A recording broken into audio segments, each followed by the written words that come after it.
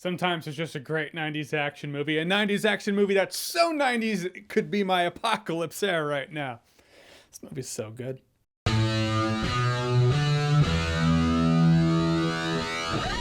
Speed. The year was 1994 and we had ourselves an action movie that was...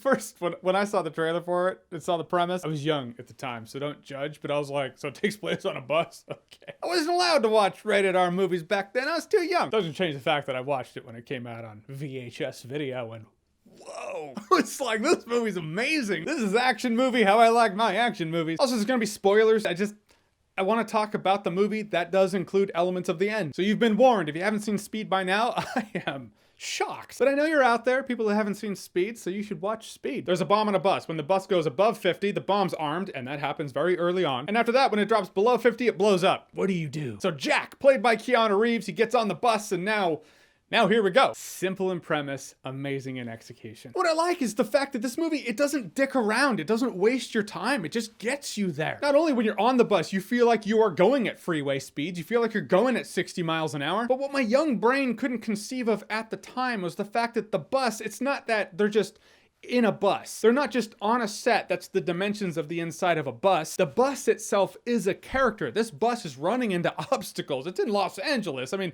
it's not like the place isn't known for its traffic congestion. So obstacle after obstacle getting thrown in their way. They have to find a way around that. It's very exciting, and I was amazed at how much the bus itself is a character. But also the characters themselves. Keanu Reeves, right?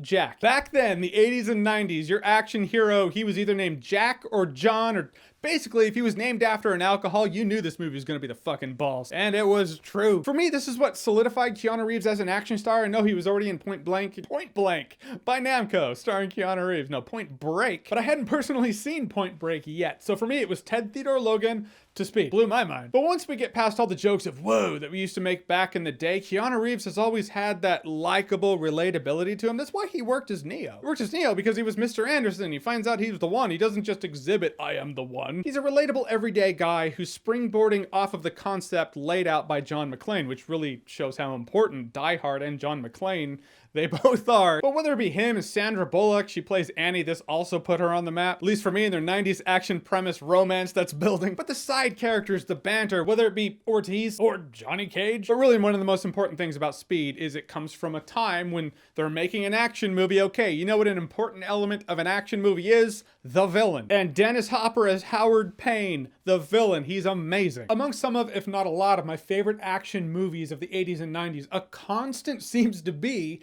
the villain. A villain who's not just a villain at the capacity of giving the hero something to do, but a charismatic villain who stands out, played by an actor who knows how to bring that character to life in a way where the character might be fun but not a complete clown, can go toe-to-toe with the hero and steal the scenes he's in. The late great Dennis Hopper in Speed is one of those villains, and most of his interaction with Jack is on the phone. Keanu Reeves and Dennis Hopper do have face-to-face in the beginning and the end of the movie, but for the most part, phone calls, but that chemistry's there. Dennis Hopper just brings, it's whimsical, but unpredictable. He brings an unpredictable energy to this villain. As much as he wants to say, oh, it's all about the money, it's clearly not, as seen by the end of the movie. We'll get there in a bit. And not only does this movie not waste your time when you're on the bus, but it doesn't waste your time in the setup either. The setup of this movie is Dennis Hopper's character. He's taken a bunch of hostages in an elevator. Then Jack and Harry, played by Keanu Reeves and Jeff Daniels, they foil that plan, but hey, Howard Payne has a backup plan, and that's the bus. And then we get on the bus and then Speed. But really, the setup of this movie is such amazing execution in terms of letting us know what we're in for, letting us know where the characters stand. If you look at this whole intro elevator hostage situation, you learn that Jack's the kind of guy who will shoot the hostage. Harry's the more level-headed one, which means clearly he's not going to be the one on the bus. You learn about Jack and Harry's friendship. They have some small talk, what do you do? And you learn that Howard Payne is a really smart guy who always has a backup plan. Just learn everything you need to learn about the characters and the setup, but it's entertaining the shit out of you while it's doing it. It's not just dialogue, word vomit, exposition that you see a lot of movies do. Nah, show us through action. This movie does that. Just the execution of the intro in tandem with the high octane nature of being at freeway speeds for this entire movie, well, most of the movie anyway, just facilitates the fact that this movie doesn't dick around. I will say that I'm most interested while we're on the bus, and then when we get off the bus for the last final showdown, I'm not as entertained. Not that it's bad. I mean, hey, hey, I love me a good plane explosion as much as the next person. Because we already saw a bus explode. We need to step it up. We need a bus to explode when it hits a plane and the plane explodes too. Oh, it's so 90s. It's great. I get why we're here. I get how we've gotten here. And again, it does show, as much as we always knew. I mean, we always knew that Howard Payne was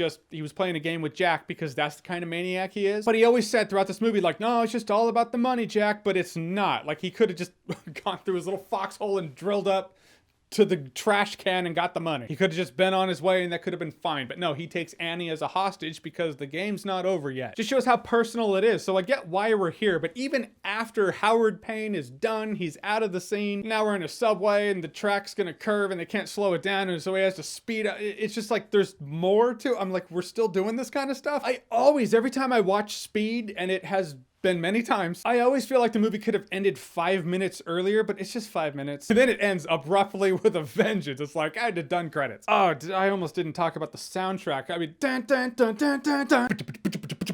Dun, dun, dun, dun, dun, dun. It's so good. It's so good that when you hear it, you're instantly like, oh, this takes you right there. Ba, ba, ba, ba, ba, ba. This movie just weirdly has a great attention to detail. What I mean by that is, let's look at the events that lead up to the showdown between Jack and Howard Payne. Basically, from the moment they turned into LAX, they were destined to have that showdown. Or at least from the moment Jack tried to disarm the bomb under the bus after they turned into LAX. Here's what I mean. Going backwards from the showdown, they got there because Howard Payne realized that they had just 1 minute of footage looped. They only had 1 minute of footage looped because they could only record for 1 minute because they didn't have enough time. They didn't have enough time because the bus was leaking gas. The bus was leaking gas because Jack stabbed the gas tank. Jack stabbed the gas tank because chunks of broken tire hit his cart. Chunks of broken tire hit his cart because the bus ran over tire spikes. The bus ran over tire spikes when it turned into LAX. There's a direct line of succession of cause and effect from when they turn into LAX to the showdown with Howard Payne and Jack. I'm not saying it's the only movie that does. I'm not saying a lot of movies don't. I'm saying keep in mind I see a lot of shit movies on a yearly basis, so when I see a movie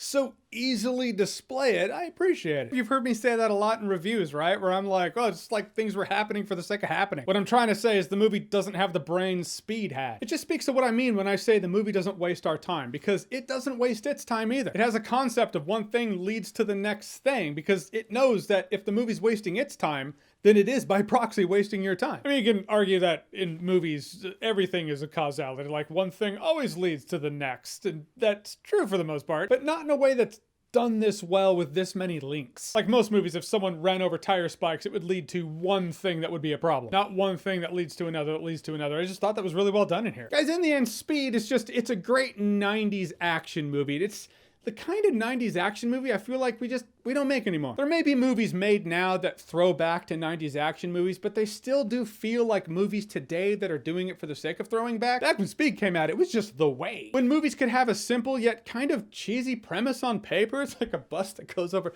what? But they can lean into it in a way that just made it fun. You had good character moments, you had good moments of friendship, you had a hero you could relate to, a charismatic villain played by a great actor who's just having a lot of fun with it. There's a lot that works with Speed, not a lot that doesn't. It's the kind of movie I can just watch at any time, any day. It's not like you mentally have to be in the mood for Speed. You're always in the mood for Speed. And I think that comes from the fact that it is an easily accessible, simple premise. Simple makes it sound bad. It sounds like a negative, but I mean that as a positive. It's easily accessible and it doesn't waste your time. And Speed absolutely is awesome-tacular.